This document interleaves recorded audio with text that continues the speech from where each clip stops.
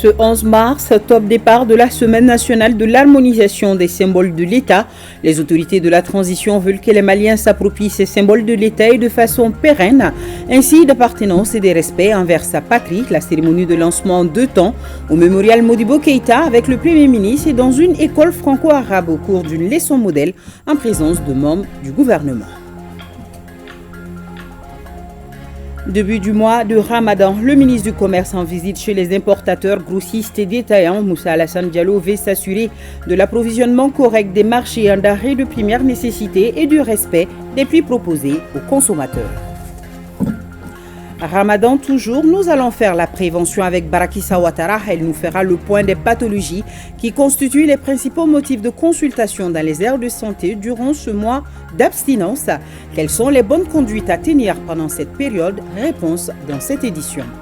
Le gouverneur de la 8e région sur les chantiers du développement spirituel, le général El Hadj Gamou, réhabilite le cimetière de nos braves soldats tombés sur le champ de l'honneur à Aguelok.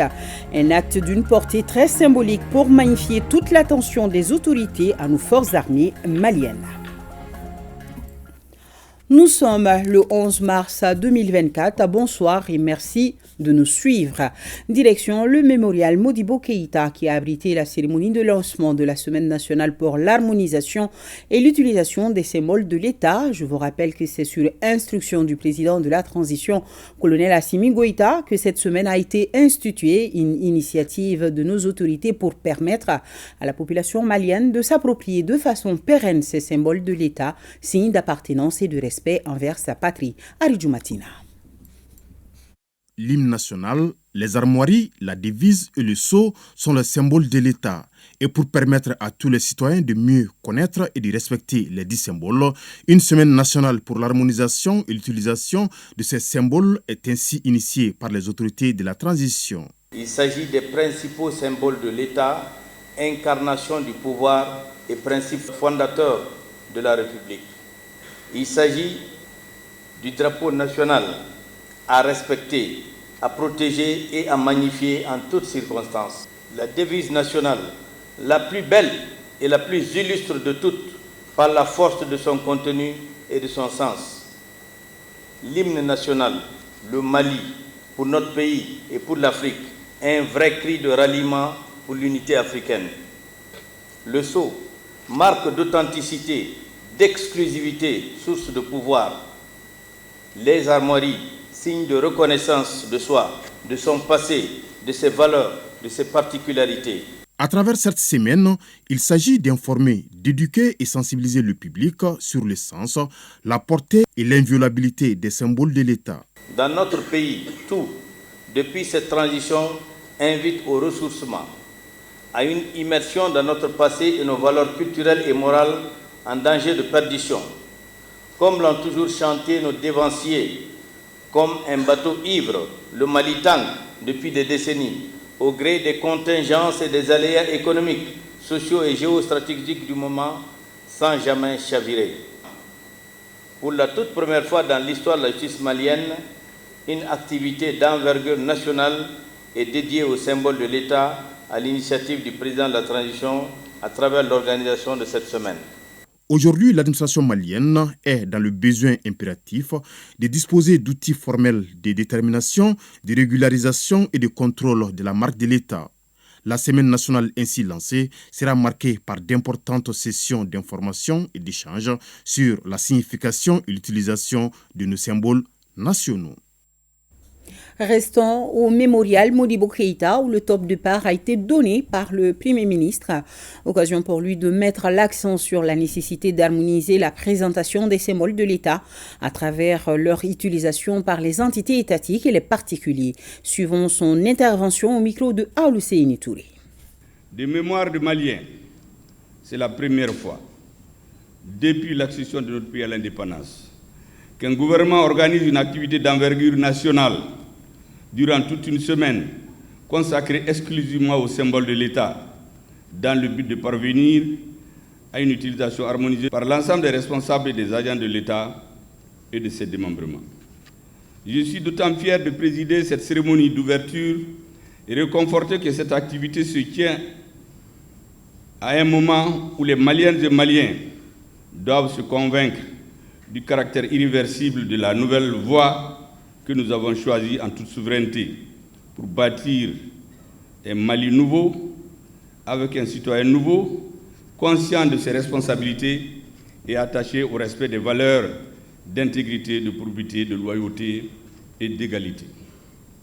Cette semaine dédiée au symbole de l'État n'est en réalité qu'une activité visant à faire assurer le respect scrupuleux des textes quant au symbole de l'État, en ce qui détermine les modalités ou les circonstances dans lesquelles ils sont utilisés par les personnes qui en ont le pouvoir et la responsabilité du respect qui leur est dû. Au-delà de la référence identitaire pour chaque État, les symboles fondent l'appartenance de chaque citoyen à un État donné et il crée et cultive chez lui, chez ceux-ci, le sentiment patriotique, nationaliste, citoyen et républicain. Mesdames et messieurs, les valeurs sociales, culturelles, sociétales et culturelles de notre pays sont un héritage historique avec la succession des grands empires qui ont marqué le monde, ainsi que les options politiques, géopolitiques et géostratégiques qui ont servi de déterminants pour donner des valeurs de référence à la jeune République du Mali en 1960. L'organisation de la Semaine pour l'harmonisation et l'utilisation des symboles de l'État a été décidée par le gouvernement suivant les hautes instructions du président de la transition afin de répondre aux préoccupations actuelles liées notamment à la méconnaissance des symboles de l'État, souvent par les agents de l'État et ses démembrements, à leur confection illégale par des personnes non habilitées, mais aussi à leur utilisation illégale et souvent frauduleuse. En effet, il est inadmissible que les symboles de l'État, notamment le drapeau national, l'hymne national, les sceaux et les armoiries ainsi que la devise puissent être utilisés différemment par les agents de l'État ou les dépositaires de l'autorité publique, laissant très souvent les citoyens perplexes face au constat d'incongruité, de confusion et de cacophonie. Dès lors, il s'avère absolument nécessaire de revisiter le texte sur les symboles de l'État, d'assurer la plus large diffusion auprès de tous, notamment en utilisant les langues nationales, de sensibiliser et de former aux besoins les agents publics utilisant les symboles de l'État, mais aussi de veiller à la confection et à l'utilisation des symboles dans des conditions légales. C'est la raison pour laquelle j'engage le ministre de la Justice et des Droits de l'Homme, garde des Sceaux, à prendre toutes les dispositions nécessaires pour donner une suite appropriée aux pertinentes recommandations formulées par le comité d'organisation de cette semaine nationale. Et toujours en parlant du lancement de la Semaine nationale de l'harmonisation des symboles de l'État, suivons cette leçon modèle donnée dans une école franco-arabe à Tomigorobougou en présence du ministre de la Justice, garde des Sceaux, accompagné de son collègue de l'Éducation nationale. L'objectif reste le même, faire comprendre que le drapeau, l'hymne, la devise, les armoiries et les sceaux constituent chacun un symbole de l'État. Mal les utiliser porte atteinte à l'esprit patriotique et même au-delà. Tchemoro Konati. Le ministre de la Justice, garde des Sceaux, à la rencontre des élèves de l'école franco-arabe de Tomigorobougou en commune 3 du district de Bamako. La démarche se veut pédagogique et s'inscrit dans le cadre de la Semaine nationale pour l'harmonisation et l'utilisation des symboles de l'État. Premier acte, montée des couleurs nationales, suivi de l'exécution de l'hymne national, deux symboles stratégiques. Cette étape est suivie de celle de la leçon modèle dispensée en 5e année.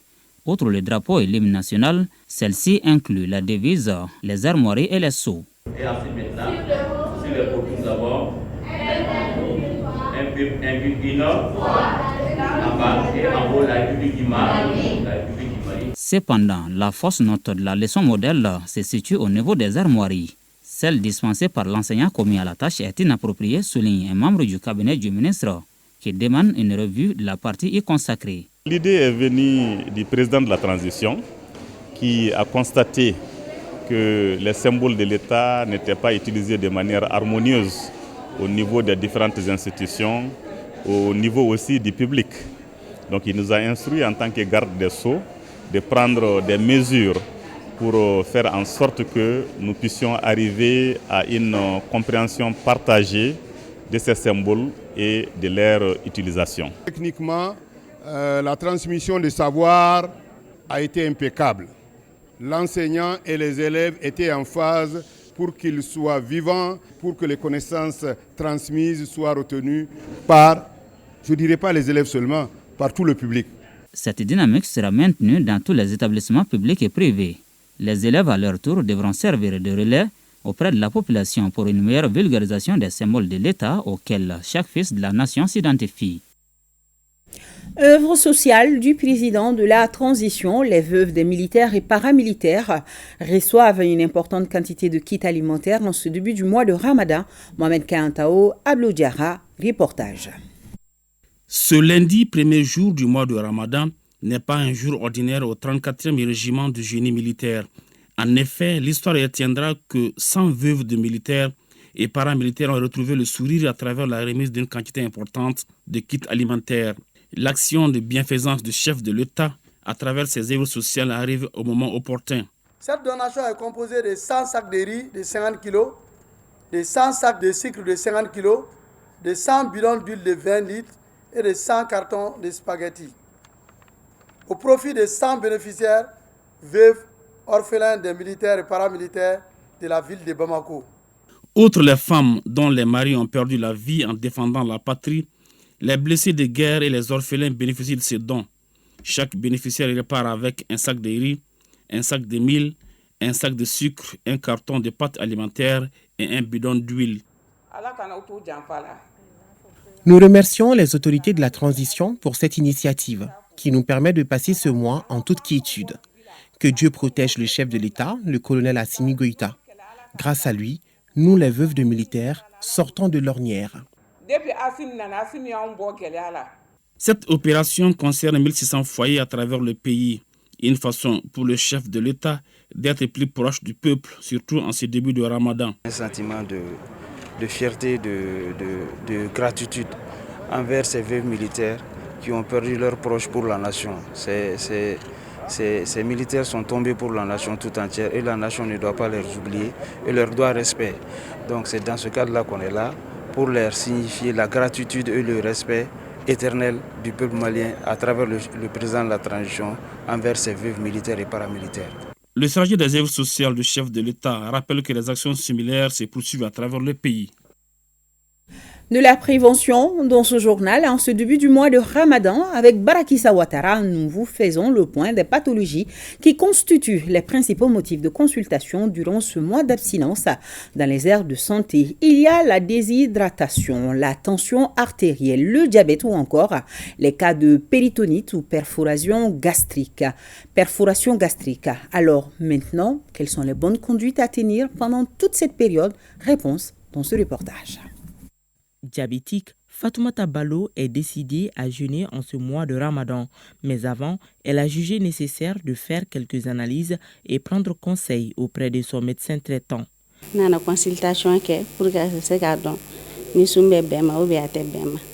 Je suis venue me faire consulter pour savoir si je peux jeûner cette année ou pas.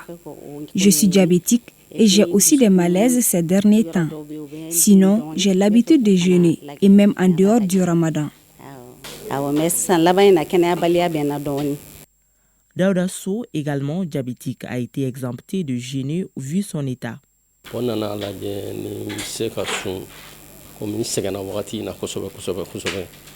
J'ai été vraiment secoué cette année par la maladie.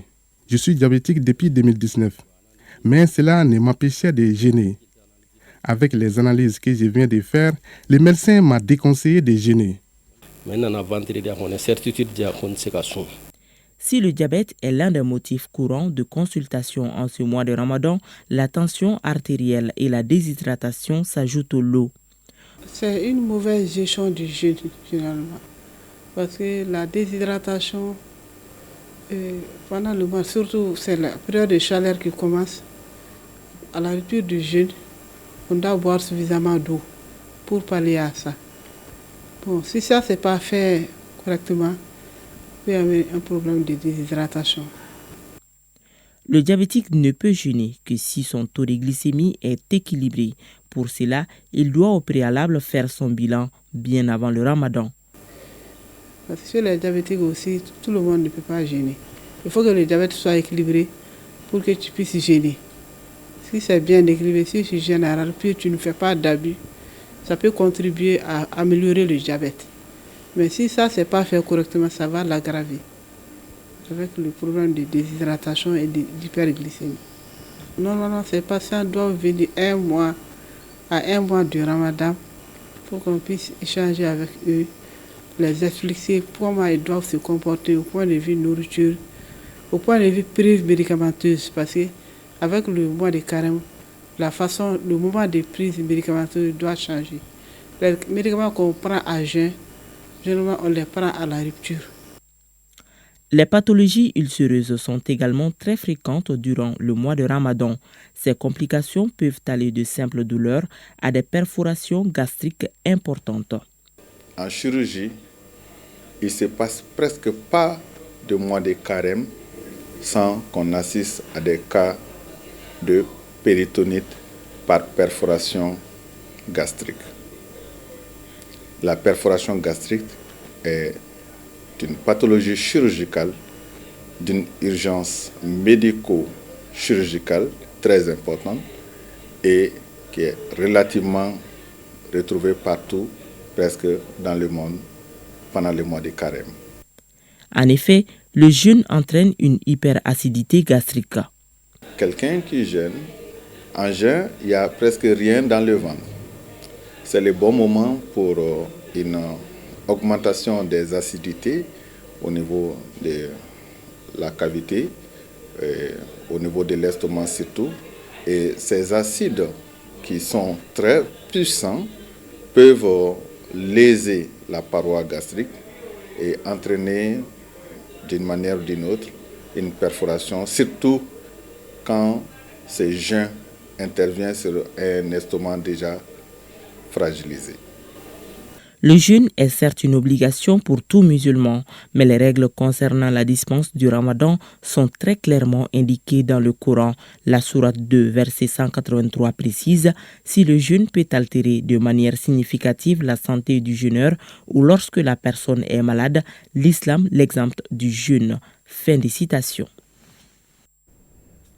Et nous avons ce communiqué. Le directeur général de la Maison du Hadj porte à la connaissance de la communauté musulmane du Mali que le coût du Hadj au lieu saint de l'islam pour la campagne 2024 n'a pas subi de changement et est fixé comme suit. Filière gouvernementale 4 166 425 francs CFA. Filière privée 4 675 000 francs CFA. À cet effet, les formalités et la formation continue des pèlerins et pèlerines se font au guichet unique de la Maison du Hadj jusqu'au 24 mars 2024, date de clôture des paiements. Le directeur général de la Maison du Hadj rappelle à tous les candidats au pèlerinage que le visa de visite ou visa Ziyara ne donne aucune autorisation pour effectuer le Hadj. C'est une illégalité dénoncée par les autorités saoudiennes qui comptent sévir en conséquence. Les contrevenants et leurs complices seront seuls responsables de leurs actes. Le directeur général de la Maison du Hadj exhorte la communauté musulmane à effectuer les formalités avec célérité pour permettre de leur assurer une formation de très bonne qualité au rite du Hadj. Et dans des communiqués déposés à notre rédaction, le parti ADEMA, Parti africain pour la solidarité et la justice, et le parti Union pour la République et la démocratie, URD, formulent des vœux ardents de très bons mois de jeûne Ramadan à la communauté musulmane. Ils prient pour la coexistence pacifique des Maliens dans la tolérance et le respect de leur diversité. L'actualité, c'est le plan de délestage révélé hier dimanche par la société EDM SA, un plan établi sur la base de sa production d'électricité du moment pour la période de grande chaleur. Autrement, le plan explique la fourniture de l'électricité à la population de Bamako et environ suivant un chronogramme. Chronogramme qui prévoit près de 6 heures de desserte contre 12 heures de coupure, une situation qui pourra évoluer selon le rythme d'approvisionnement en carburant qui est estimé actuellement à 10 citernes par jour. Pour plus de précision, je vous propose d'écouter le chef du département conduite réseau distribution à EDM, Mahamoudou Sissé Diallo, est au micro de Boubacar Bablitouri. En termes de besoins électriques aujourd'hui pour Bamako et environ, nous avons besoin de 440 MW pour répondre à la demande.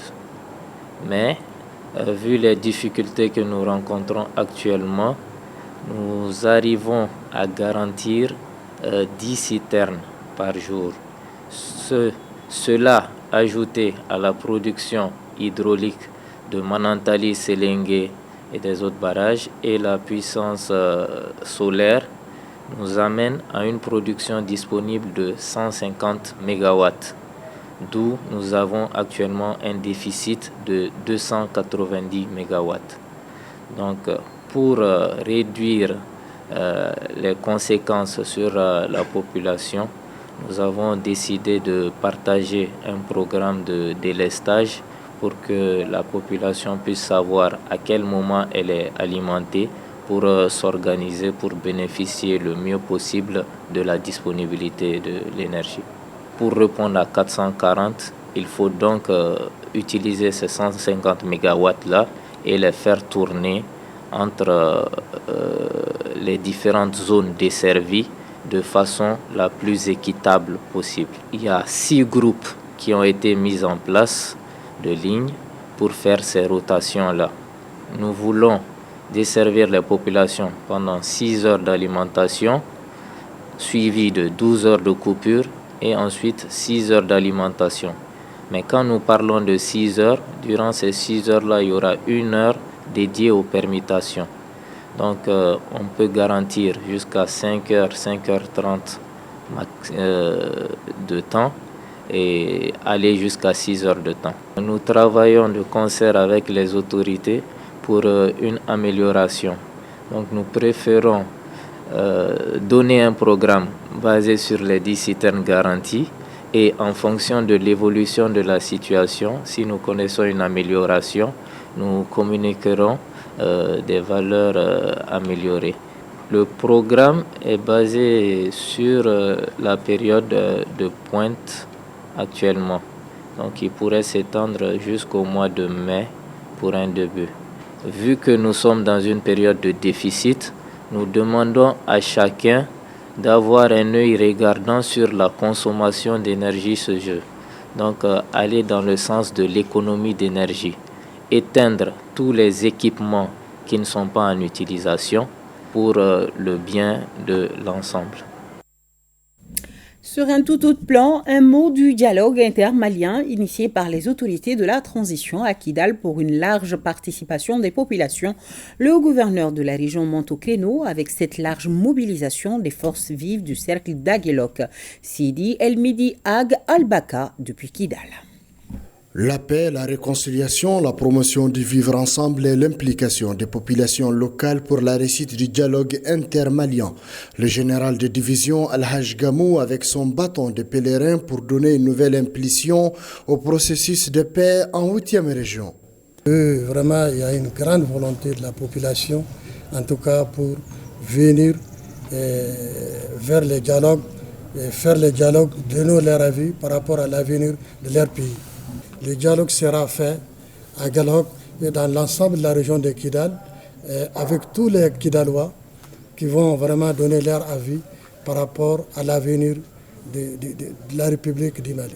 Les leaders communautaires du cercle d'Aguelok sont convaincus que le dialogue intermalien demeure la seule alternative pour la paix au Mali. Beaucoup, ça nous a rassurés et ça nous a donné la confiance aussi. On a beaucoup d'espoir aussi sur tout ce qu'il a dit. Les 80% de la population d'Aguelok que j'ai rencontrée sont vraiment prêts pour ce dialogue. Il faut rappeler qu'une minute de silence à la mémoire de toutes les victimes civiles et militaires a été observée et les FAMA ont remis au gouverneur de la région de Kidal 2 jeunes qui ont été arrêtés au cours des opérations et après vérification, aucune charge n'a été retenue contre eux et le gouverneur à son tour les a remis à leurs familles respectives. Nous allons continuer avec le gouverneur de la 8e région qui est décidément sur les chantiers du développement, cette fois-ci spirituel. Le général de division Elhaj Gamou réhabilite le cimetière de nos braves soldats tombés sur le champ de l'honneur à Aguelok. Un acte d'une portée très symbolique pour magnifier toute l'attention des autorités à nos forces armées maliennes. Retrouvons Sidi El-Midi Ag Al-Baka. Libérée par les forces armées de sécurité maliennes le mercredi 20 décembre 2023, la ville meurtrie d'Aguelhok reçoit avec les honneurs le gouverneur de la région de Kidal. Premier acte posé par le chef de l'exécutif régional, la réhabilitation des cimetières militaires tombés pour l'honneur et la dignité du Mali. Le général a groupé des gens, il a ramassé les rescapés, il y avait d'autres qui sont partis en brousse, donc il a groupé tous ces gens. Après, il a appelé la population. Il a enterré les autres. Il est parti chercher un camion. Récupérer les familles et les militaires rescapés qui étaient restés. Il les a amenés. Dans sa position, il était à l'aviation. Le jour de la mort des militaires, donc on a aidé le général Elhaj Gamou pour enterrer les militaires, les familles des militaires et leurs enfants. Donc il les a pris, il les a mis dans les camions pour les soutenir. Entre l'émotion et le souvenir d'un passé douloureux, les éléments tombés à Aguelhok immortalisés par celui qui a eu le courage de braver les mines et les forces du mal pour les enterrer en 2012. À l'époque, colonel-major et chef des opérations Djigitougou, général de division Elhaj Gamou. La première étape de ma visite dans la commune d'Aguelhok, c'est de venir directement prier sur la tombe de notre martyr, de nos compagnons d'armes qui sont tombés en défendant vraiment la patrie. Que prier pour eux, en demandant à tous les peuples maliens à prier pour eux. Un courage salué par ces cadets qui font aussi la fierté de notre armée. Et que de symbole d'être là aujourd'hui avec le général Elhaj Gamou, un de nos aînés, un brave officier de notre pays. Il a été là au moment opportun, au moment juste où les événements se passaient. Revenir avec lui aujourd'hui sous ses ordres, étant gouverneur et moi-même commandant de zone de défense, c'est un symbole. C'est un symbole à l'endroit de nos subordonnés d'abord, que la plus haute autorité du pays leur lance, comme quoi la lutte que nous menons est une lutte continuelle. Ici, compagnons d'armes, soldats, parents et amis pourront se recueillir dignement sur la tombe de ces dignes fils qui ont écrit de la plus belle des manières une page glorieuse de l'histoire de notre grande armée. Retournons à Bamako avec ce début du mois de Ramadan. En ce jour, 11 mars, le ministre du Commerce en visite chez les importateurs, grossistes et détaillants. Moussa Alassane Diallo veut s'assurer de l'approvisionnement correct des marchés en denrées de première nécessité et du respect des prix proposés aux consommateurs. Partout où il est passé, les commerçants ont salué la démarche et remercié les autorités pour les mesures d'accompagnement. Tamsir Diabaté, Adama Kamara. La stratégie mise en œuvre par le gouvernement pour l'approvisionnement correct du marché en denrées de première nécessité a fait tache d'huile. C'est le premier constat en ces premiers jours du mois de Ramadan par le ministre en charge du commerce et de l'industrie. À la faveur d'une visite chez les importateurs, les grossistes, demi-grossistes et détaillants, dans un échange direct. Kana bɔ kana foli bila la sɔgɔma in na a diyara n ye kabi kalo saba mɛ wuli ka jɔ la kɛra k'a fɔ jamana ɲɛmɔgɔw ko an ka ko bɛɛ kɛ min b'a to sunkalo bɛ kɛ nɔgɔya ye silamɛw ma. ani ce ani baara ala ka ni sababa bɛn. Aujourd'hui, nous pouvons affirmer sans aucun risque de se tromper que les efforts que nous avons entrepris depuis 3 mois ont été couronnés de succès. On peut constater aujourd'hui avec aisance, avec certitude, avec fierté et même avec dignité que le marché est suffisamment approvisionné. Le marché est suffisamment dans toutes les denrées de première nécessité. Et cela nous permet d'espérer que le mois du Ramadan 2024 va se passer dans les meilleures conditions possibles. Et notre passage dans certaines boutiques a coïncidé avec l'arrivée de certains clients comme ce vieil homme venu acheter du sucre. Et il a affirmé avoir acheté au prix fixé par le gouvernement. Voici le reçu. Je ne peux que remercier l'autorité pour sa vigilance, sa surveillance sur les prix. Et nous sommes très satisfaits de cela.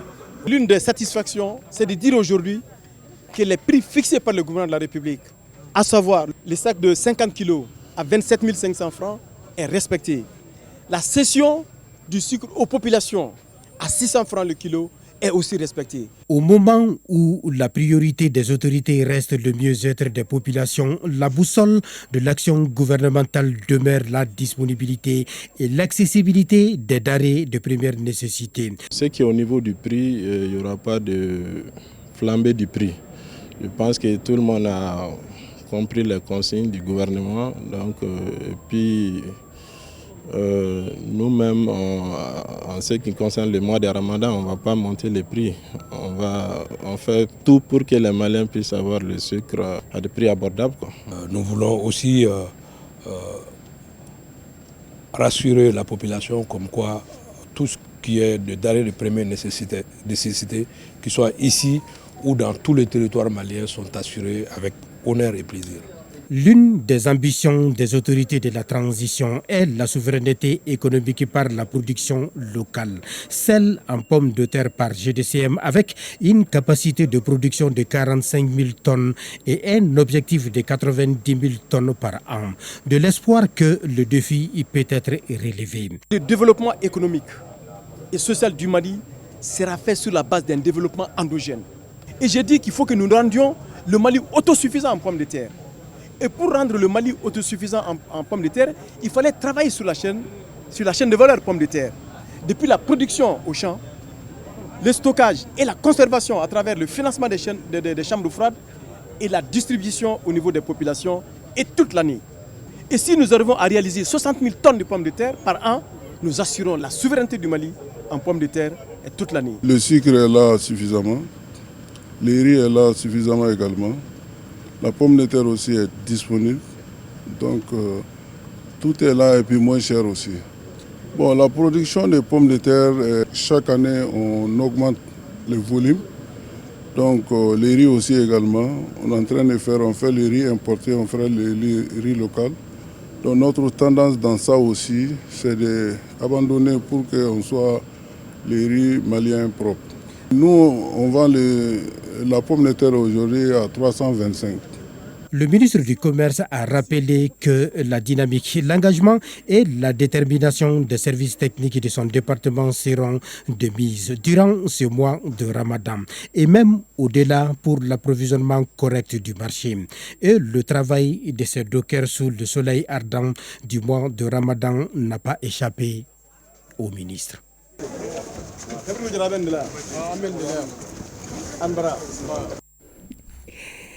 Sur un tout autre plan, fin du projet d'amélioration de l'éducation inclusive des adolescents intitulé Imagine. Il consistait à offrir sur une période de 4 ans un minimum d'éducation aux cibles de certaines zones du Mali affectées par la crise sécuritaire.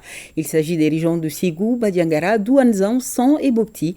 Tchemro Konaté pour le compte rendu. À cause de la situation sécuritaire peu favorable, nombreux sont les établissements scolaires qui avaient fermé leurs portes dans certaines localités du Mali. Ce qui a motivé l'élaboration de ces projets par Plan International Mali.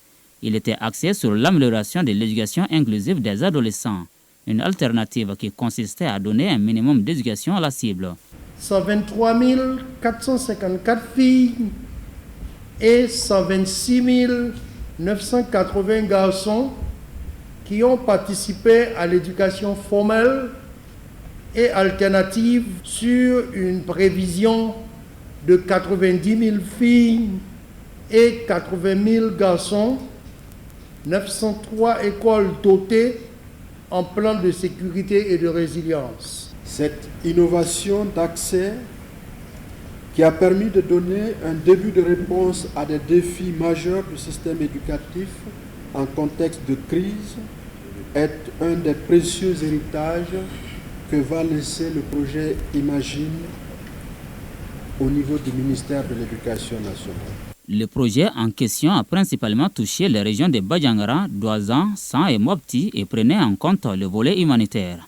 Il s'est exécuté sur une période de 4 ans à hauteur de près de 21 millions de dollars canadiens. Je retiens en particulier que le projet Imagine a permis de mettre en place des solutions innovantes au défi d'une éducation pour toutes et tous.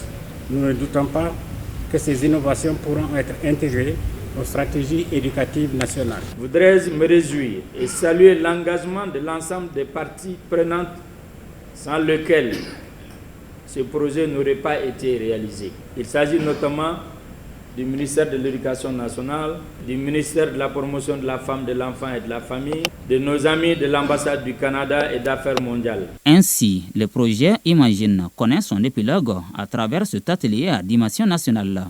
Un cadre élaboré pour présenter les résultats engagés en 4 années d'exercice à l'ensemble des parties prenantes. Rencontre de prise de contact du bureau de la Confédération des sociétés coopératives des producteurs de coton avec les acteurs et partenaires de la filière coton de Fana. Ces derniers ont porté à la connaissance de l'Assemblée quelques doléances. Il s'agit de l'accélération du processus d'acquisition des tracteurs, l'octroi de semences et d'intrants de qualité à temps et à prix abordable et le suivi des paysans par des techniciens agricoles expérimentés. On fait le point avec nos envoyés spéciaux Siriki Balo et Nuhum Sissoko. D'emblée, les producteurs de coton de la zone de Fana ont remercié le président de la transition, le colonel Assimi Goïta, pour son appui aux cotonculteurs du Mali pour environ 10 milliards de francs CFA. Toutefois, il déplore sa gestion au bénéfice des principaux bénéficiaires et invite les plus hautes autorités à veiller sur la répartition de ce fonds. Cette rencontre de prise de contact du bureau de la Confédération des sociétés coopératives des producteurs de coton a aussi été l'occasion pour les paysans d'étaler certains obstacles à la production du coton.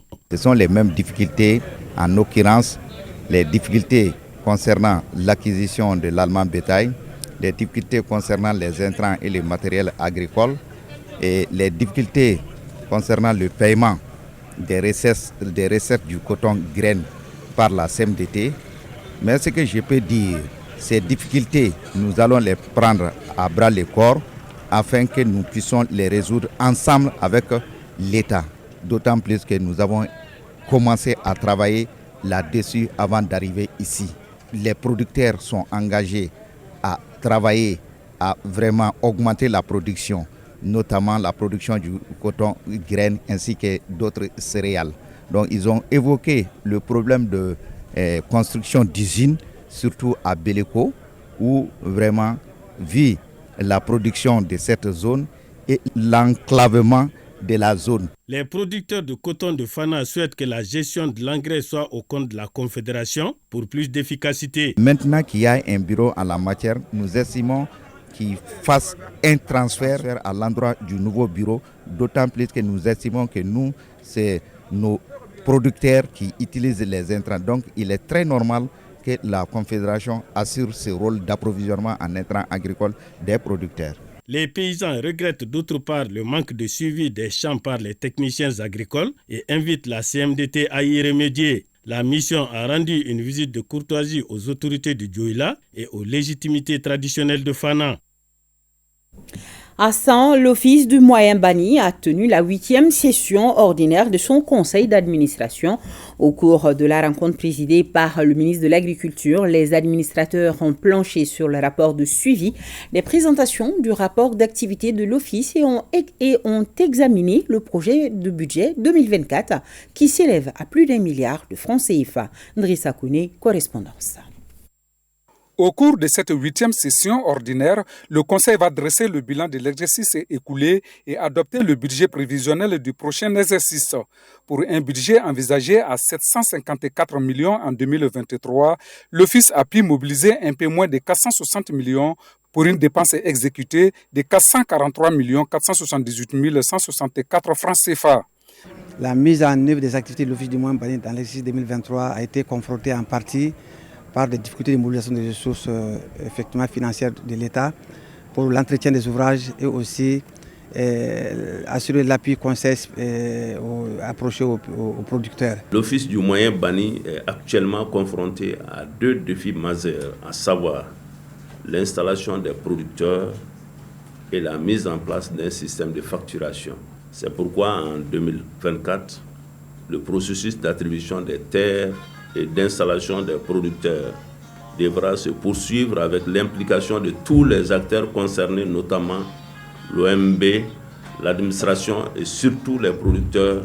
Pour un résultat de 171 000 tonnes de céréales en 2023, l'Office revoit ses ambitions à la hausse en 2024. Pour l'exercice 2024, les prévisions de production céréalière sont de 315 337 tonnes et le budget prévisionnel est de 1 milliard 38 millions 165 576 francs, dont 173 877 261 francs au titre de la redevance eau. L'Office du Moyen Bani couvre une superficie totale aménagée et en cours d'aménagement de 45 874 hectares. Il a pour mission de développer et mettre en valeur le potentiel hydro-agricole, pastoral et halieutique du bassin du fleuve Bani. Et 2023, une bonne année pour l'Institut national de formation en sciences de la santé. Il a pu réaliser toutes ses missions régaliennes comme la création de 10 nouvelles filières. Ces informations ont été données lors de la 29e session ordinaire de l'Institut. Compte rendu Barakissa Ouattara, Abdoulaye Samaki. 2023 a été une année de contraintes budgétaires. Malgré cette situation, l'INFSS, Institut national de formation en sciences de la santé, a entrepris des actions prioritaires qui lui ont permis d'exécuter à hauteur de souhait son programme d'activité. Ainsi, sur les 43 innovations que nous vous avons proposées lors de la dernière session ordinaire de l'Assemblée de l'Institut, toutes ces innovations prévues en 2023 ont été exécutées ou sont en cours d'exécution, car d'autres sont des activités permanentes. S'agissant des points qui faisaient objet de revendications syndicales, ils ont été réglés à 100%. Nous, on a essayé vraiment de faire l'état des lieux des 10 dernières années, avant lui de 2011, maintenant jusqu'en 2021. Tout l'ensemble des préavis de grève qui avaient été déposés concernant un certain nombre de points. On a fait l'état des lieux qu'on lui a soumis. Bon, pratiquement à la date d'aujourd'hui, je peux même dire que les 100% de nos doléances ont été quand même gérées par l'actuel directeur général de l'INFSS. Au regard du bilan dressé, la plupart des défis ont été relevés. En 2023, sur une prévision de 3 milliards 13 757 175 francs, l'Institut national de formation en sciences de la santé a réalisé 2 milliards 566 768 000 francs CFA, soit un taux de réalisation de 85,16% avec un taux d'exécution globale du budget de 2023 de l'Institut national de formation en sciences en santé égal à 87,48%. 10 nouvelles filières ont été créées, parmi lesquelles les filières des sciences de la réadaptation. Grâce à cette nouvelle promotion, les évacuations à l'étranger vont être réduites. L'innovation managériale majeure au sein de l'Institut est l'introduction de l'évaluation de la performance individuelle et collective. 24e session du conseil d'administration de l'hôpital Somini Dolo de Mopti, Boubacar Sankari pour les détails. Plus de 4 heures d'horloge, c'est le temps qu'il a fallu pour la vingtaine d'administrateurs de l'hôpital Somini Dolo de Mopti de passer en revue les principaux résultats atteints au cours de l'année 2023. 27 077 consultations externes réalisées, soit 89,95%. 5 233 admissions en hospitalisation, soit 75,36%, 3 670 cas d'urgence pris en charge, 1516 accouchements réalisés, dont 906 par voie basse, avec un taux de réalisation de 56,73%. En dépit de ce bilan positif, des difficultés demeurent. Il s'agit du besoin crucial du personnel dans certains domaines clés. L'extension de l'hôpital en termes de bureaux et de salles d'hospitalisation. L'équipement de nouveaux bâtiments de la drépanocytose. Pour l'exercice 2024, l'hôpital entend mettre l'accent sur 2 points saillants. Le premier aspect, c'est l'amélioration du plateau technique à travers la disponibilité du personnel qualifié et aussi l'acquisition de nouveaux équipements. Le deuxième point va être l'amélioration de la mobilisation des ressources financières, notamment les ressources propres et aussi les ressources des partenaires. Sans oublier l'État qui est le plus grand contributeur. Le troisième aspect de la vision du président le dit, tout ce que nous devons faire doit être au bénéfice des populations. Et nous pensons que nos populations aujourd'hui ont surtout besoin de soins et de santé. Et pour réaliser cet objectif, un budget prévisionnel de plus de 2 milliards est mis à la disposition de l'hôpital par les administrateurs. Dans un communiqué déposé à notre rédaction, le ministre de l'Urbanisme, de l'Habitat, des Domaines, de l'Aménagement du Territoire et de la Population dénonce la violation des dispositions de l'ordonnance numéro 2020-014 PTRM du 24 décembre 2020 portant loi domaniale et foncière par certains préfets, sous-préfets et maires qui continuent de délivrer des titres provisoires aux citoyens. Le ministre informe les citoyens que ces actes sont illégaux, nuls et sans effet. Le ministre de l'Urbanisme rappelle encore une fois que conformément aux dispositions de l'ordonnance portant loi domaniale et foncière, le seul acte de propriété est désormais le titre foncier. La 24e promotion du centre de formation professionnelle Sœur Denise se dénomme Barayogo Aminata Traoré. La cérémonie de remise des diplômes de certification aux couleurs du 8 mars a été placée sous la présidence du ministre de la Promotion de la Femme, de l'Enfant et de la Famille, Koulibaly Mariam Maïga. Le reportage de Awa Adama Koulibaly et Moussa Togo. Elles sont désormais couturières, stylistes, modélistes et esthéticiennes professionnelles. Après une année d'apprentissage, le ciseau et les pinceaux ont peu de secrets pour les 70 femmes et jeunes filles, boursières de l'Agence nationale pour l'emploi. Nous avons appris dans un environnement sain et enthousiaste. Au nom de toutes les bénéficiaires et à mon nom propre, nous adressions nos sincères remerciements au DG de l'ANPE de nous avoir donné l'opportunité d'apprendre la coupe-couture, la coiffure esthétique. Baptisée Bakayoko Aminata Traoré, l'arrivée de cette promotion sur le marché de l'emploi renforce les convictions du département de la promotion de la femme et celui de la formation professionnelle qui, une fois réunis, œuvre pour l'autonomisation des femmes. Chers récipiendaires, au-delà de la symbolique de l'événement, la responsabilité qui est désormais la vôtre vous interpelle à l'engagement, à l'abnégation, au travail bien fait, à la loyauté et surtout à la disponibilité constante et à l'efficacité au service de la clientèle. Cette cérémonie de sortie qui concerne 70 auditrices représente une forte symbolique en termes d'autonomisation de la femme en milieu communautaire, en ce sens que chacune d'elles devrait s'ériger en entrepreneur, créatrice d'emplois, ce qui permettra de réduire le taux de chômage. C'est grâce à un partenariat public-privé que ces femmes déscolarisées ont pu apprendre des métiers. Elles représentent la 24e promotion du Centre Sœur Marguerite.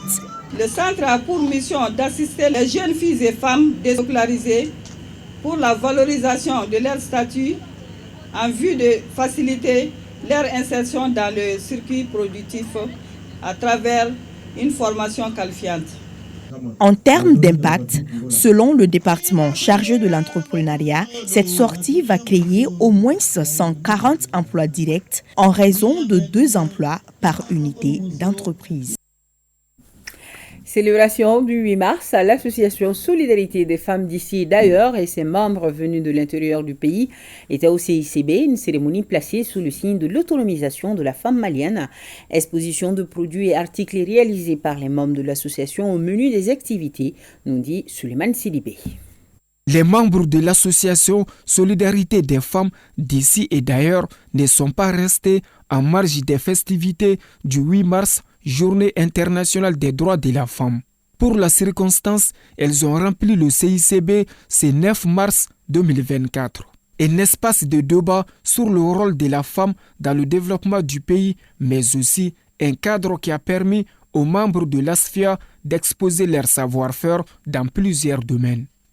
Ainsi, cette journée de 8 mars est une journée de rassemblement à travers le monde et l'occasion de faire un bilan sur la situation des femmes.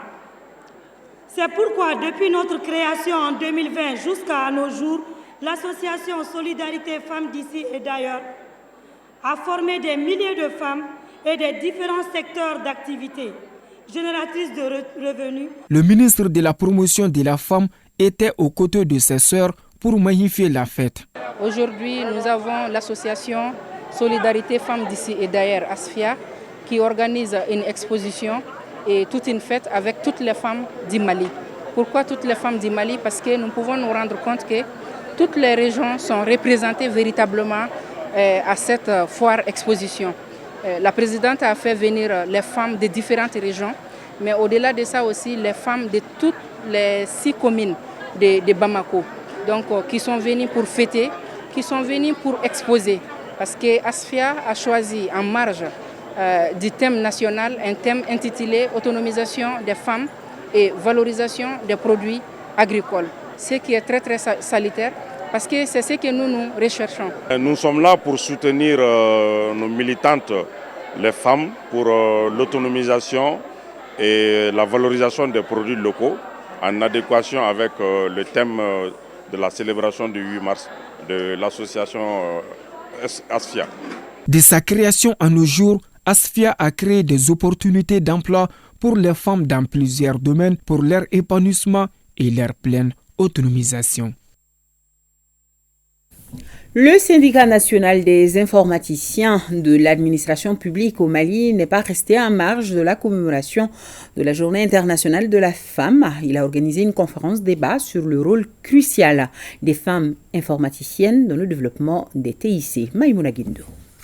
Implication des femmes dans la modernisation de l'administration publique. C'est sous ce signe que le syndicat national des informaticiens de l'administration publique, SINEAP, a placé la célébration cette année du 8 mars. Le syndicat salue ces informaticiennes. À travers cette rencontre, il démontre l'expertise que ces dames apportent dans l'administration publique, plus précisément dans le domaine des TIC. Vous savez, l'informatique, c'est un secteur qui n'est pas facile. Ça va de la partie technique à la partie réflexion. Donc aujourd'hui, nous sommes avec des dames qui jouent un rôle dans cette modernisation et à travers la maintenance des ordinateurs qui est complexe, fastidieux et à travers la gestion des réseaux qui demandent des efforts non seulement intellectuels et physiques, également à travers des efforts de réflexion, de conception. Outre le fait de rendre hommage, l'activité a aussi pour objectif de discuter des défis, des opportunités et des meilleures pratiques en matière d'implication des femmes dans la modernisation de l'administration. Il faut rappeler que l'introduction de l'informatique est assez récente dans l'administration publique et qu'aujourd'hui nous évoluons vers les NTIC et vers l'économie numérique qui a une connotation à caractère fiscal. Et donc, c'est un exercice assez important qui va contribuer certainement à donner des pistes de solutions au gouvernement. Le Mali a fait d'énormes progrès dans le domaine des nouvelles technologies ces dernières années, avec la création de la direction de l'économie numérique et d'autres initiatives visant à promouvoir l'utilisation des TIC dans divers secteurs de notre économie. Cependant, malgré ces avancées, il reste encore beaucoup à faire dans le cadre de la modernisation de l'administration publique pour assurer une participation équitable des femmes dans le secteur des TIC. L'administration est au cœur des pouvoirs publics. Ces différentes activités la conduira à mesurer la portée et les effets des actions entreprises en analysant à travers des témoignages la place effective des femmes dans l'emploi public. 8 mars toujours, cette fois-ci avec le mouvement Ambicor qui dote les femmes de Koulikoro d'un centre multifonctionnel. La cérémonie d'inauguration a eu lieu à Kolobougou, la correspondance de Atoumata Sari. Situé à Kolebougou, le centre multifonctionnel de Koulikoro est composé d'une machine de fabrique de savon, d'un séchoir, de 10 machines à coudre, d'un hangar, des bureaux, entre autres. Cette initiative du mouvement Ambicor vise à contribuer à l'autonomisation des femmes de Koulikoro, une initiative appréciée à sa juste valeur par les bénéficiaires. Selon la vice-présidente du mouvement Ambicor, l'autonomisation de la femme occupe une place importante dans toutes les actions que mène son mouvement. C'est une tradition chez le mouvement Ambicor. Chaque 8 mars, on dédie à l'ouverture d'un centre multifonctionnel pour les femmes. Et durant les 2 dernières années, ce fut le cas pour la commune 4 Sebeni-Koro. L'année passée, Kati, cette année, Koulikoro. Tout ce que nous faisons au Mali, c'est pour nous-mêmes. Ça fait partie de la politique de l'autonomisation des femmes. En construisant ce centre multifonctionnel, le mouvement politique citoyen Ambicor a une fois de plus démontré tout son amour et son intérêt pour toutes les femmes du Mali en général et en particulier celles de Koulikoro. J'invite tous les habitants de Koulikoro à prendre soin de ce bâtiment qui est un bien précieux pour eux et leur progéniture. Le département de la promotion de la femme, de l'enfant et de la famille ne ménagera aucun effort pour la bonne marche de ce centre. Une visite guidée du centre et des prestations musicales ont été les temps forts de cette cérémonie. Restons dans la mouvance de la célébration de la femme. Je vous amène à Gao, à la rencontre du centre Adaoula, qui œuvre pour la promotion et l'autonomisation de la femme dans la région. Le centre contribue à l'insertion socio-professionnelle des jeunes filles et femmes en situation de précarité. À cet effet, plus de 332 femmes ont été formées en coupe, couture, tatouage, tresse traditionnelle et moderne, et aussi et surtout mise sur le marché de l'emploi. Radiatou Touré, Alassane Amadou. L'association Adaoula a été créée en 2010 puis érigée en centre de formation professionnelle en 2015. Le centre Adaoula œuvre dans le domaine de la promotion et de l'autonomisation de la femme à travers des projets de formation dans divers secteurs d'activités génératrices de revenus. J'ai commencé cette formation il y a 5 mois. Chaque jour, je viens apprendre pendant 4 heures et puis je retourne à la maison pour m'occuper de mon foyer. La formation avance bien car j'arrive à reproduire des modèles sans l'aide du formateur. C'est quand on a participé à la biennale de Sikasso en 2010 qu'on a décidé de créer l'association qui a donné l'idée de ce centre de formation. Nous formons les femmes en coupe-couture, transformation agroalimentaire, savonnerie, maquillage, en teinture, tatouage. Elles prennent des cours d'alphabétisation en français et en arabe. Nous les apprenons ici, toutes les techniques leur permettant d'être autonomes. Ces formations participent non seulement à l'épanouissement des femmes de la commune urbaine de Gao, mais aussi à celle des autres localités du pays. Je suis une déplacée. Chaque année, je viens travailler comme aide ménagère. Cette fois, j'ai décidé de venir apprendre à mes heures libres. Un métier pour repartir m'installer définitivement au village et partager les connaissances acquises avec les autres femmes de ma localité. Les recrues sont généralement les femmes ou les filles déscolarisées, des victimes de violences basées sur le genre, des handicapés, des veuves, des orphelins et même les non scolarisés. Il y a également des femmes déplacées. De sa création à nos jours, le centre a mis près de 332 femmes sur le marché de l'emploi. Parmi elles, la figure Zeynaba Maïga, promotrice d'un atelier de couture. Grâce à ça, j'ai moi-même mon propre atelier. Donc, ça m'a vraiment servi. J'emploie 6 personnes. J'arrive maintenant à financer mes études. Le centre Adaoula œuvre vraiment pour la promotion et le bien-être vraiment de la femme. Nana travaille avec la direction de la promotion de la femme dans le domaine de la protection de la femme et aussi dans le domaine des violences basées sur le genre. Et le plus souvent, ce sont les mêmes filles ou femmes qu'elle forme, qu'elle réutilise encore comme formatrice. Ce n'est pas tout. En dehors de toutes ces réalisations qui contribuent à l'autonomisation des bénéficiaires, le centre Adaoula travaille d'arrache-pied pour rehausser l'éclat de la culture songui. C'est là à travers la confection et la tresse de parures traditionnelles. Après des années d'abandon scolaire à Gossi, je suis venue au centre pour suivre la formation en tresse traditionnelle. Après 4 mois d'apprentissage, j'arrive aujourd'hui à reproduire tous les modèles. Par jour, il m'arrive de gagner 15 à 20 000 francs. Avec cet argent, j'arrive à financer mes études en santé et subvenir à tous mes besoins sans tendre la main à quelqu'un.